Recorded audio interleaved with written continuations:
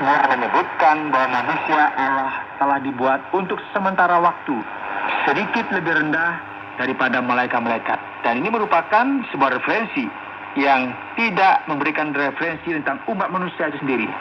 Namun ini merupakan sebuah referensi yang berbicara mengenai Mesias. Dan bahwa Yesus berbeda dari para malaikat-malaikat yang secara teknis memiliki sebuah posisi yang lebih tinggi jika dibandingkan dengan manusia biasa yang merupakan makhluk hidup. Malaikat juga jika dibandingkan dengan Yesus memiliki keterbatasan-keterbatasan yang sama dengan manusia. Yesus menempatkan dirinya sendiri di bawah level mereka oleh karena apa, saudara? Penjelmaannya dan kerendahan hatinya dengan mengorbankan dirinya sendiri dan mati di atas kayu salib. Dan karena ia telah melakukan hal ini, ia telah membayar dosa-dosa kita dan menggenapi tugas yang Allah telah berikan kepadanya. Dan setelah semua ini, ia akan sampai pada posisi kemuliaan dan mengalahkan atau menaklukkan segala sesuatu pada kakinya. Jadi salah satu hal yang paling penting adalah bahwa Yesus dibuat sama dengan saudara-saudaranya. Kristus sama seperti kita. Karena ia bukanlah Allah yang jauh, yang berada di sorga, namun ia adalah Allah yang telah menjelma menjadi manusia dalam sejarah umat manusia dan menjadi sama seperti kita. Oleh sebab itu, firman Tuhan akan memberikan penekanan. Dan di akhir dari pasal 2, khususnya dari ayat 14 sampai seterusnya, penulis akan memberikan fokusnya yang cukup besar mengenai betapa luar biasanya Kristus yang sama dengan kita dalam penjelmaannya dan atas kerendahan hati dan pengosongan dirinya. Dari ayat 14 dan seterusnya, kita dengarkan ya. Karena anak-anak itu adalah anak-anak dari darah dan daging, maka ia juga menjadi sama dengan mereka dan mendapat bagian dalam keadaan mereka, supaya oleh kematiannya ia memusnahkan dia, yaitu iblis, yang berkuasa atas maut. Dan supaya dengan jalan demikian, ia membebaskan mereka yang seumur hidupnya berada dalam perhambaan oleh karena takutnya kepada maut. Sebab sesungguhnya bukan malaikat-malaikat yang ia kasihani, tetapi keturunan Abraham yang ia kasihani. Itulah sebabnya, maka dalam segala hal ia harus disamakan dengan saudara-saudaranya, supaya ia menjadi imam besar yang menaruh belas kasihan dan yang setia kepada Allah untuk mendamaikan dosa seluruh bangsa. Sebab oleh karena ia sendiri telah menderita karena pencobaan, maka ia dapat menolong mereka yang dicobai. Kuasa yang luar biasa, berkat dari Allah yang sangat besar. Penulis Ibrani membuat hal ini sangat jelas, bahwa fokus utama dalam sejarah bukanlah malaikat, namun penjelmaan sang anak Allah yang telah mengalahkan maut, yang mengalahkan kuasa jahat, yang berkaitan langsung dengan kematian. Ia telah menjadi sama seperti mereka, atau dalam kata lain, seperti kita manusia. Dan ia sekarang menjadi imam besar, penuh belas kasihan dan setia, yang memberikan pendamaian atas dosa-dosa kita dan menyucikan kita dari dosa-dosa kita. Dan ia memiliki otoritas untuk berbicara karena ia telah dicobai, telah menderita, menggantikan kita. Dan oleh karena itu ia tahu keadaan kita sebagai manusia, karena ia tahu bagaimana rasanya menjadi manusia. Saudara, inilah mengapa Yesus Sang Mesias, Tuhan, Sang Imam Besar, tidak boleh disisihkan dan dilupakan. Tidak mungkin lagi kita berpaling setelah kita memahami kebenaran yang kita pelajari di sini. Ia datang, ia mencari kita, dan kita tidak bisa berpaling dari dia.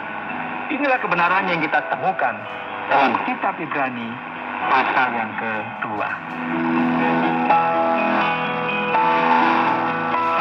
Anda sedang mendengarkan Jalan 66 dalam rangkaian pembahasan kitab Ibrani pasal yang kedua yang telah dijelaskan oleh Pak Yohanes dengan topik jangan berbalik. Ia datang dan mencarimu. Luar biasa sekali Pak Yohanes, dan sekarang kita sampai kepada bagian tanya jawab dari kitab Ibrani pasal yang kedua yang berbicara mengenai kedatangan Yesus bagi kita dan apa yang telah ia perbuat bagi kita. Pada pasal ini kita telah membaca banyak hal mengenai keselamatan dan kita terus menerus untuk mendengarkan hal-hal yang sama, yaitu bahwa kamu perlu untuk diselamatkan. Kamu telah diselamatkan. Tetapi masalahnya, kita ini sebenarnya diselamatkan dari apa? Keselamatan besar apakah ini yang sering kita dengar dalam Perjanjian Baru? Baik, Bauti. Memang keselamatan adalah sebuah kata yang menimbulkan kemerdekaan yang luar biasa dari Mesir pada zaman Perjanjian Lama, ketika orang-orang dibebaskan dari perbudakan. Kata ini juga digunakan oleh para nabi dalam artian bahwa Allah akan datang dan campur tangan bagi umatnya, membawa keselamatan bagi mereka. Nah, ketika kita sampai pada Perjanjian Baru, kita akan mendapatkan konfirmasi bahwa masalah terbesar umat manusia adalah keterpisahan dari Allah. Keadaan ini, yaitu keterpisahan, jarak yang terbentang jauh dengan Allah ini, menunjukkan kepada kita sebuah masalah yang sangat serius dan berat. Kita tahu bahwa akar dari masalah ini adalah dosa.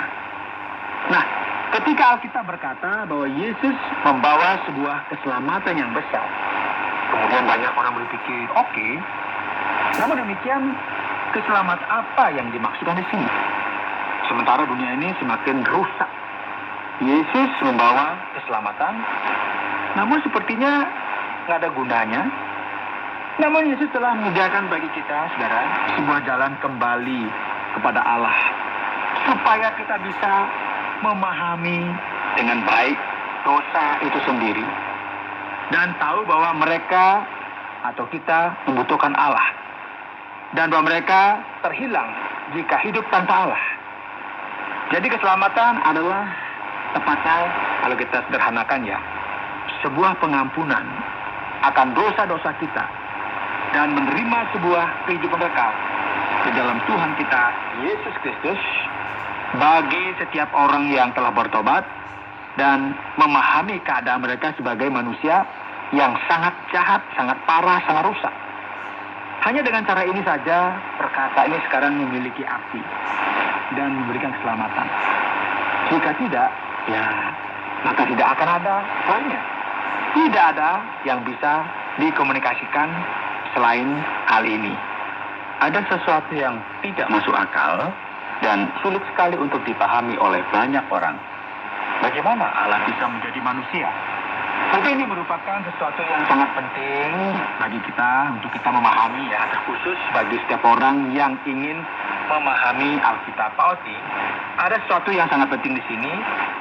Setiap pendengar atau siapa saja yang mengikuti acara ini perlu memahaminya. Ada hal-hal di dalam firman Tuhan yang kita baca, kita pahami dan temukan penjelasannya dengan mudah, serta aplikasi sederhana bagi kehidupan kita sehari-hari. Jadi kita memahami, kemudian kita bisa mengaplikasikannya secara sederhana. Mudah sekali bagi kita memahami hal ini. Misalnya, ada seorang yang taat akan Allah dan hidupnya diberkati oleh Allah. Namun, ya, ada hal-hal lain dalam Alkitab yang kita baca sulit kita untuk mengerti dengan tepat mengenai apa yang tertulis, dan pikiran kita terlalu sempit, terbatas untuk memahaminya, jauh melebihi apa yang kita mampu pahami. Jadi ini merupakan sebuah misteri iman, betapa tak terhingganya Allah yang bisa menjelma menjadi manusia dan tinggal di tengah-tengah kita. Allah tidak terbatas oleh ruang dan waktu. Ia adalah Allah yang kekal. Dan bagaimana mungkin ya sekarang ia menjadi bagian dari sejarah? Tidak masuk akal. Allah adalah Allah yang omnipresent atau Allah yang mahadir. Jadi bagaimana ia bisa hadir dalam rupa manusia dan memiliki kuasa yang terbatas? Bingung kan? Ya, ini adalah misteri iman. Ini adalah sebuah paradok dan irasional. Namun ini semua melampaui pemahaman kita. Pemahaman dan pikiran kita sangatlah terbatas. Namun ada sebuah keindahan di sini. Tidak ada satupun gambaran dari keilahian di dalam sejarah umat manusia yang pernah menyatakan bahwa Allah telah memutuskan untuk menjadi sama dengan kita yang tetap ilahi. Namun pada saat yang bersamaan mau menjadi seperti kita dan datang ke dalam dunia untuk mengalami apa yang kita alami. Ini merupakan sebuah keagungan, kemuliaan dari pengalaman Kristus, yaitu bahwa Ia memilih untuk menjadi sama seperti kita. Dan inilah yang membuat segalanya berbeda. Inilah sebabnya mengapa saya sekarang bisa menyampaikan kepada Allah setiap masalah dan kebutuhan yang saya alami.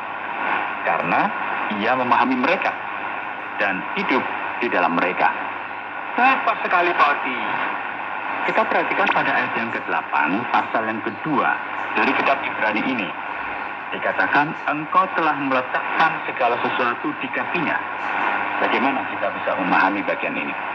Ya, memang ayat ini berbicara mengenai Yesus.